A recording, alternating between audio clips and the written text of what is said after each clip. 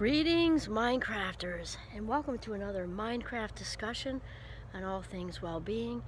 My name is Dr. Kimberly Quinn, and it is my pleasure to just have this convo today. It is a little overcast, and I think beautiful. I don't know, something about the fall when it's overcast, and it's just so contemplative. It's like a George Winston CD or something. If you haven't heard him, he's great. His music sounds like fall to me, which is yeah, I love that music at this time of year. So today I want to talk about grudges as being emotional marionettes.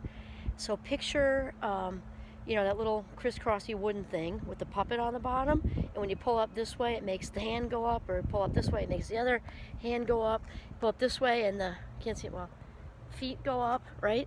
And so really I don't think people get it. Sometimes we think when we hang on to a grudge that we've got power over somebody or something. I'm not trying to be the let it go police, and we've had a few talks about this, but it's such an illusion, because a grudge is really a resentment. It's just a different word for resentment. And when I think of a grudge, which is a resentment, I think of barbells. And I had this idea to go down to the gym today and do a thing down there with the barbells, just for like a visual, but I would have had to have my mask on, which is like, ugh, no. So just try to picture barbells. I mean, like the freestanding, kind of big heavy ones we need to spot, or not even like the little hand weights, although those could be little resentments too. And I don't think we get that picture, like a leash, and the grudge is holding the leash, and the leash is on your collar. And so here we are thinking that we've got the power over somebody, or we'll show them, or we feel on some level that we've got it on them, when in reality we're the one with the collar on and they're the one with the leash, and they don't probably even know or care. And so the whole point is that when we need our approval externally, when we are blaming externally and holding something over somebody's head, we're really giving our power away, like on a beautiful silver platter, like, here you go. Another thing with that external thing is when we're doing the blame shame game, there can't be any change on the inside unless we have the control, like until we bring it into the living room. So when we're holding grudges, out there on the outside, there can't be any change while all that's floating around out there in the world, especially as somebody who may not even be alive anymore. I mean, just think about that. And this can be really hard, and I'm not saying it's easy, but hanging on to grudges is just such poison. And also blaming and shame are very intricately connected, really intimately connected. And I'm not saying it's easy, because I know that it's hard. You know the backstory. I mean, for years, it's taken me years to work through this, and now I'm feeling incredibly good in my skin. I just know, as you know, if you know the backstory, my mother, basically resented being pregnant with me and having me. She got pregnant at 17, and then just kind of throughout most of my life, until I kind of released them, actually, it was still a thing, kind of went out of her way to let me know that she resented me, and sort of, I'm not sure she knew she was punishing me for it or not. I'm way past the blame thing now. I also don't need to have that toxicity in my life, so that's when you kind of healthfully let go. But it took me a really long time, because it just didn't make sense. Your own mother not wanting you, which she actually said to me on that manic Bronx ride, any of you who've seen my talks. And I just realized, along the way, even when I thought I had moved on, and I did partially move on, I guess, I realized later how it leaked into other areas of my life, like battery acid. And some of you know, I not recently, but let's say like a couple of decades ago, also because I have ADHD, I'm in the Fast Mind Club. With my impulse issues, I used to have some impulsive spending, which is part executive functioning. And I also realized that part of that was fast mind, and part of it was, I realized this way later in life, that part of me was trying to rub myself out, because my own mother did not want me to be born, and resented me being here. And so without realizing, it was so unconscious. Oh my gosh, it was so unconscious.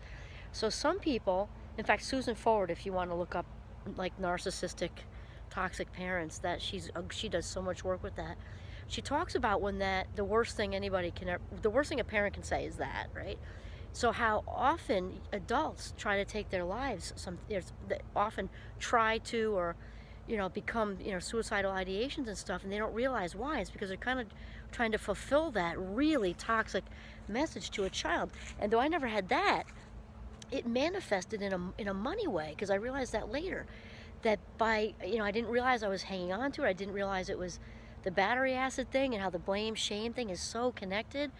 And I realized that, yeah, like when I would run the checking account down or whatever, like in college actually, way back when I had no idea this was going on, it was a way to rub myself out. And so where I'm going with this is the grudge thing, or blaming and holding on to resentments, or holding on to things that have happened in general.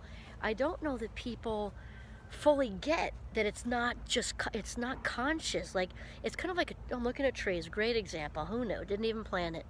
When we look at a tree, we see the part that's above the ground, right? But meanwhile, the roots are all under the ground, so we can think we've dealt with the tree.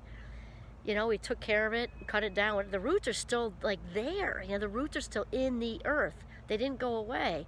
Or maybe another example would be an iceberg. You only see the tip and not what's underneath. And it took a long time for me to figure that out.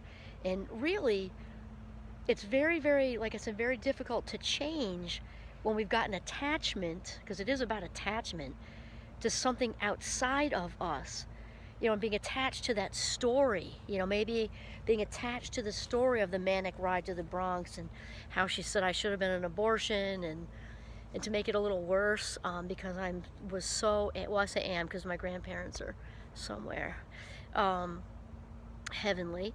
To add insult to injury, she said that my grandparents wanted that, and she knows that my grandmother was my everything, and also Goose, my grandfather. So it's just a lot of intense cruelty, and it's so important to realize, though, when that's going on out here, and we're still attached to that story, that it's very difficult to really change and fully let go and be free on the inside, because we can get very attached to our stories.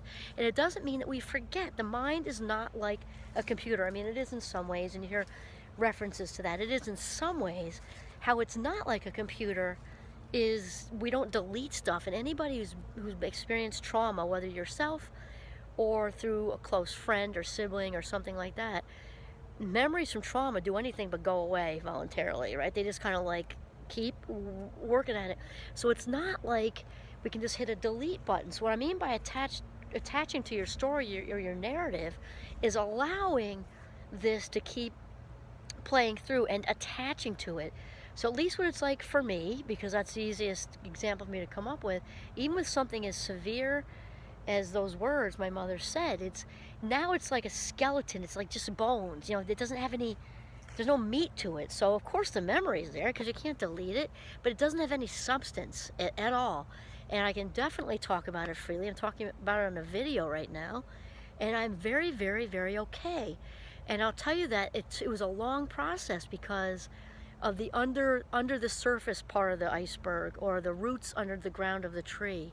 All that stuff is really very, very unconscious. Until it's brought to consciousness, can we really fully let it go, and how important it is. A different example would be, and these are all obviously tragic things. I'm thinking of like if a drunk driver hit and killed somebody close to you. I mean, that's a really tough one to let go, to forgive, and to cease to blame, because here this person's reckless, bad choice making took an innocent person out of this world who somebody really, lots of somebodies really care about. It's horrible. And obviously there has to be lots and lots of work done, and healing, and if praying's your thing, praying, and just lots of really good stuff done, and still eventually that at some point that blame is just gonna continue to cause huge damage on the inside. And so earlier when we were talking, about let it go and let go of a grievance. There's obviously like spectrum, right? Little things like somebody said a lie about you in 3rd grade, probably time to let that go. And then there's some here stuff and some here stuff and some there stuff. But it really, really, truly is important to think of the barbell thing and picture yourself, if you're still hanging on to the barbells, or even a hand weight, picture yourself walking around all day like that, all day with that heaviness, and then realize the roots, the under the water thing, and the battery acid dynamic of keeping that, and the marionette thing, because when we don't fully let go, we are not fully free. We are a marionette, and we can be moved, to like whoop, whoop, here's the feet, at any given time when we see something on a movie or we have a conversation, and then we come right back to identifying with that story. So again, just remember, we have our stories, right? It's that we don't want to be attached to them. That is the thing. Just like the Buddhists say, keep your mind open to everything and attached to nothing. And again, it's that simple versus easy thing, right? We've got simple. It is that simple. It absolutely is as simple. Yet easy, it's a process. We might need professional help, very good friends, trusted family members, and things like that. But truthfully, let go of the leash on you is the best thing, to be truly free. And I will tell you, standing here, lightning strike me, so I don't really want to be struck by lightning. It's got that look. But I'm not wire for lies, and I feel as free gets. There are no hard feelings towards either one of my parents. I've chosen not to have them, excuse me, in my life, and I've released them like helium balloons because it isn't healthy for me to have them in my life. Yet I don't harbor any bad feelings towards them at all, and it's the most freeing, liberating, fantastic thing. And just like Dr. Jake said, we mentioned earlier, hanging on to our past history is absolutely at the expense of our destiny. It takes, even if you look at it like a circle, and a piece of a pizza is spent thinking about whatever that day, which is already over, that's a big, percentage of your life minutes that are wasted. You're not going towards your current partner, little kids, adult kids, grandchildren, whatever. And do you really want to give that to somebody who maybe abused you as a child? Whatever. It's just not worth it. So let go of the grudge. Jump off, let's say the marionette, snip the strings and do your own dance. This is Kimberly Quinn signing off from the beautiful Champlain College campus in northern Vermont. Have a mindful, free day.